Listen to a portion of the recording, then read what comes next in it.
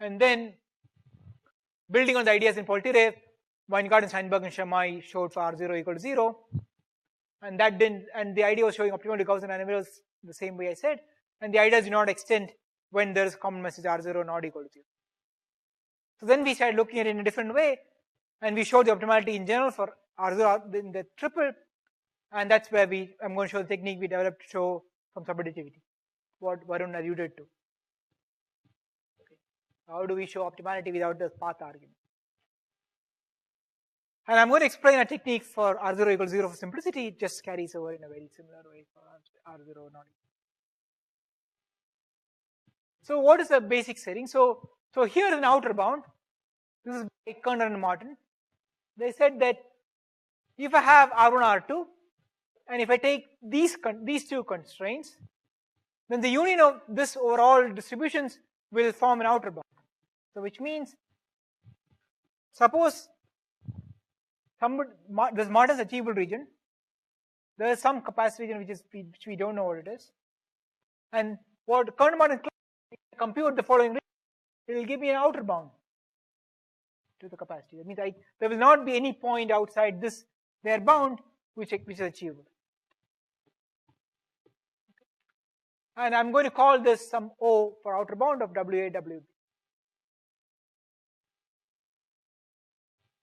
So I want to compute this outer bound. I want to show that these two regions match. The way I'm going to show it, I'm going to compute the outer bound and show that these two regions match.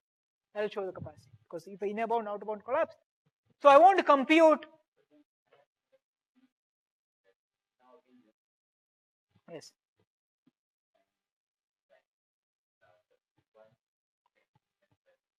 Oh, I don't know whether.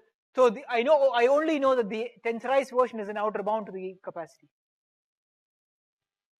It tensorizes.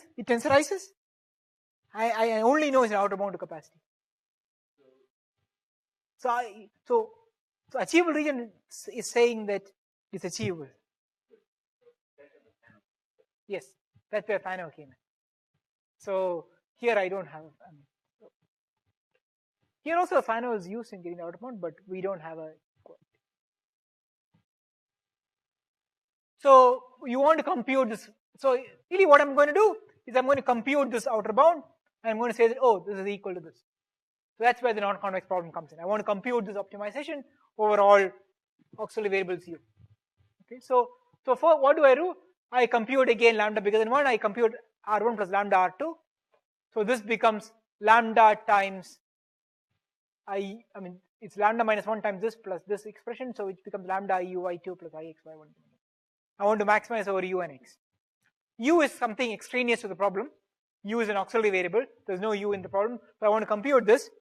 So the first thing I do is to write this to make the observation that this is equal to computing the maximum of all input distributions of lambda xz plus what I'll tell you what this is. This is what I said yesterday is the upper concave envelope. So what do I mean by this? This expression is same as, this maximization is same as, you look at Ixy minus lambda Ixz as a function of P of x. So that's some function which is clearly non-convex, because the difference are two concave functions, and depending on y and z they could be non-convex. So that's some non-convex function. And what I'm going to do is I'm going to take the upper concave envelope, the smallest concave function that dominates it pointwise. So that's the picture I showed. So you have a function here and the smallest concave function that dominates. And now you have just a function of P of x. So you're asking, now I don't have U anymore. I only have the upper concave envelope. And this is not hard to show. It's not really hard to show that so what is true is maximum over all. So maximum, let me lift it up a bit. So maximum over P U given x of Ixy given U minus lambda Ix z, say y1 given U or y2 given U, you can show is exactly equal to the upper concave envelope with respect to mu of x of Ixy1 minus lambda. This is a very simple exercise. It's not hard to show because you can kind of see. Because this is just averaging out these things, and the best averaging gives you it's like a duality. Okay. And this turns out to be useful for various calculations, but it's a nice thing to observe that geometrically this is what's happening. What the auxiliary? Oh, y1, y2. Z is y2. This is the typo. y1, y2. Sorry. I sometimes call the receivers y and z, or sometimes I call it y1, y2. And I forget to change all the refine, replace everything. So, okay. So to show this, if I can show that Gaussians maximize this the value upper concave envelope of the difference, where H is the differential entropy, then I can show that the two regions collapse. Okay, how can I show the two regions collapse? Because if Gaussians are the optimizers, then you can see that you can achieve that value using some other choice of variables. Okay, so the basic difficulty is show that the Gaussians optimize this difference, the upper concave envelope, the difference of two differential entropy. Okay. So how I'm going to show you the proof in some detail in the slide, so you can ask me. So what do I want to show? I want to show that if I look, I'm going to maximize this function for all. I want to maximize the upper concave envelope of entropy of Ax plus Z minus lambda times Bx plus Z over all distributions X which satisfies the covariance constraint. And I'm assuming A and B invertible matrices because they are dense, and Z is normal identity matrix. And I'm going to prove that the maximum value of the maximum value is H of Ax star plus Z minus lambda Bx star plus Z, where X star is some Gaussian. Now coming back to Devaraj's question, some question asked yesterday, I don't know which K prime maximizes it a priori. Okay? And in the Brascam leaf setting, this optimization was what they use, matrix scaling and all kinds of things. I mean, this is the Wittgers and code, they did that. Here also I don't know what optimizer it is, but for me it doesn't matter. All I care is that it is a Gaussian distribution. So how do I show this? Okay, so the way I'm going to show this is to show that this function is subadditive. I'm going to show that the upper concave envelope has subadditive property. And the underlying is not subadditive, but once I take the upper concave envelope, things become nice. Okay. So how do I show that this is subadditive? Let's go through the argument slowly. So I told you that the upper concave envelope is the supreme over all u's. So I take any particular u, and I show that this differential entropy is in this two-letter form. This is just entropy manipulation. Chain rule. I use chain rule and rule. So this is just basic vanilla algebra. I didn't do anything fancy here. And this is not really my argument. The history traces back all the way to Martin. It's her argument. It comes in a paper by Kern and Martin. But this is really the idea. So I mean the fact that you can. So what's happening here is that you have Ax2 plus Z2 coming here and Bx1 plus Z. She did it in a much more different way. If I do it this way, it's obvious. Okay, so she did this in an n-letter setting. If I do it this way, it's obvious. Okay. So now you can see something. You can see that here is a candidate for the upper concave envelope in the two-letter space in the pair space, and here is a candidate for the upper concave envelope in the single space, because I can take this as a different u, the same u that comes here, and I can take this as a different u. So clearly what this means, if I take supreme over u, is that the upper concave envelope, which is supreme over u, is less than the sum of supremums. So that's a subadditivity. So I show that this is subadditive by showing that the upper concave, I take the supreme over u, that gives me the concave envelope. That's less than the best choice I could do here, because it's a particular choice. Now I also keep in mind that I have this term. This is lambda minus 1. I'm taking lambda strictly because I want, so this is the negative term. And this will turn out to be very useful for me later on, that this particular term.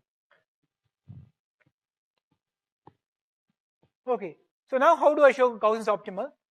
Let U dagger X dagger be a maximizer, which means that the value V is attained by taking this particular convex combination.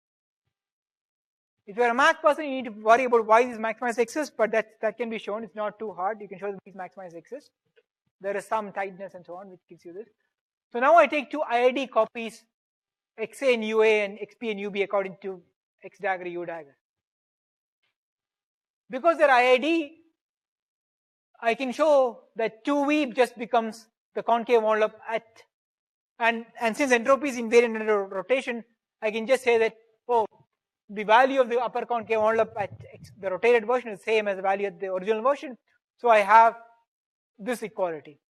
But now, by subadditivity, this is less than mu ux1 at mu x plus, mu ux2 at mu x minus this particular term.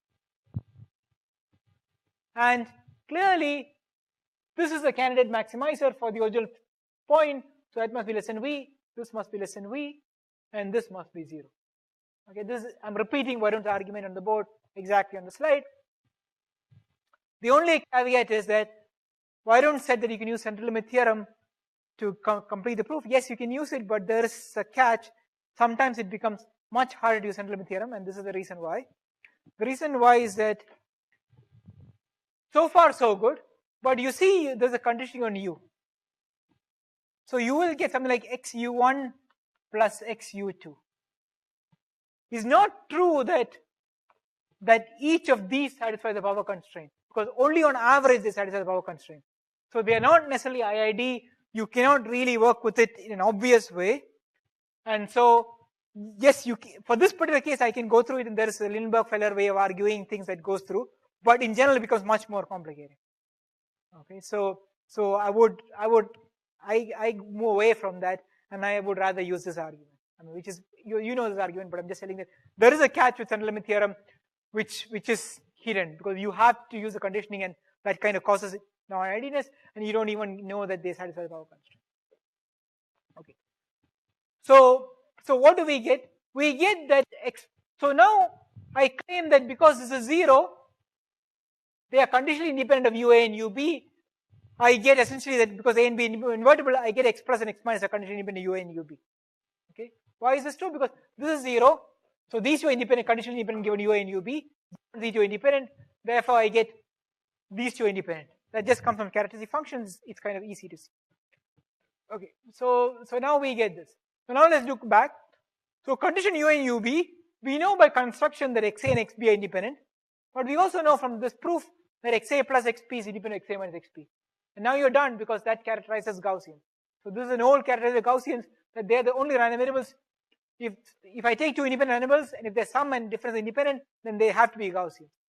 And it's really not a hard proof, because you can give this as an exercise for any, class you teach. You just use characteristic function. So this technique has been used by others in various instances, and there are some similarities to the work of Lieb and Barth, as I mentioned. They also use rotations. But what is good for us is the algebra of information measures, because they work in complete functional analysis. This is very, very useful. This just kills up like 30 pages. Lieb is really the big guy here. He's done a lot of fancy work. He's got all the intuition here. He's got all the things here. It just turns out that if we do it in this slightly different way, we recover all of the results in some nicer fashion. Okay, so that's the basic idea. I'll stop in a minute. So now that we have seen a proof of optimality, it's a course, so I also want to say an open question. So here's an open question. We know that subadditivity implies Gaussian optimality. So here's another question for which I want to show Gaussian optimality. The following question. You can take it in scales. It doesn't matter. So I have x1, x2, and z are independent. Z is Gaussian. I want to ask whether Gaussians maximize this functional. So alpha is in 0 and 1, and a is in 0 and 1. If it's not, then it's true. They are maximizers. That's easy to show. So there's only hard cases in this particular setting. I want to ask, in this setting, are Gaussians maximizers for this problem? Okay, it's a very similar setting to before. In fact, when Varun visited me in Hong Kong in early this summer, this was the question we started with, and we ended up proving the thing he talked yesterday. in the end, but this is the harder question. Okay. Now this is, so there is a subadditive which I believe to be true, and this is the function that's subadditive, I think. If I take the upper concave envelope with respect to distributions on x1 of this function, I believe that this is subadditive, but I don't have a proof. I know that if I replace this by a random channel, it's not subadditive. So somehow the linear structure must come in the proof of subadditivity. I don't know how to prove that yet. Okay. Now, why is this question also of interest to others? Why should you care? Because if true, I will solve the capacity for the Gaussian Z difference, which is of interest to information theorists. But it's also related to reverse entropy power inequality, because we want to find upper entropy of sums. It's also related to something called hyperplane conjecture. It's related to a whole bunch of things. The thing I like about the subject is that you ask a question coming from a particular setting, but then it's related to a whole bunch of other very nice things.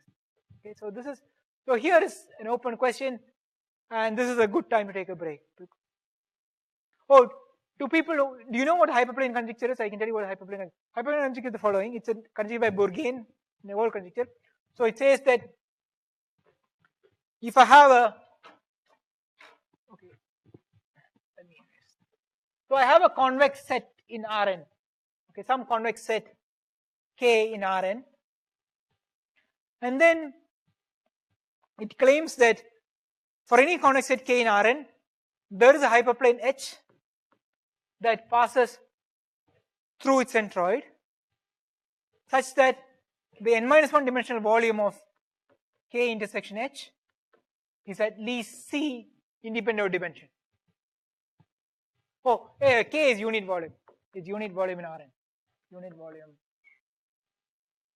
Convex set in Rn.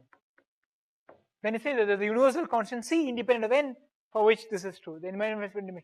And there's an entropic version of it which says that if F is the log concave density, this is equivalent to by Bobkov and Madiban and Mokshay. If F is log concave density with unit variance, then the KL divergence between F and Gaussian density G over n must be less than or equal to sub C1.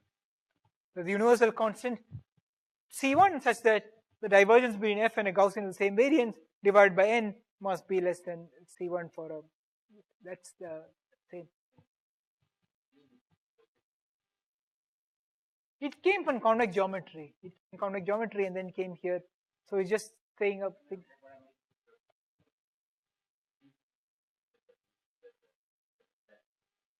I don't know from where Bourgain put this conjecture up, but it is his conjecture in convex geometry. Yes. Unit volume. No, there is a hyperplane passing. Yes.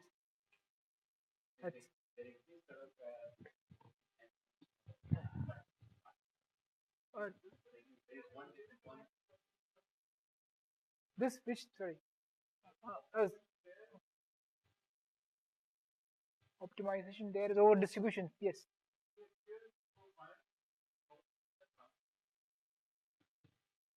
So you have, but this is true for every n, right?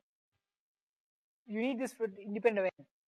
So in general, you have growing class of optimized forms, right? So, okay, David, sorry, we interrupted you at some point.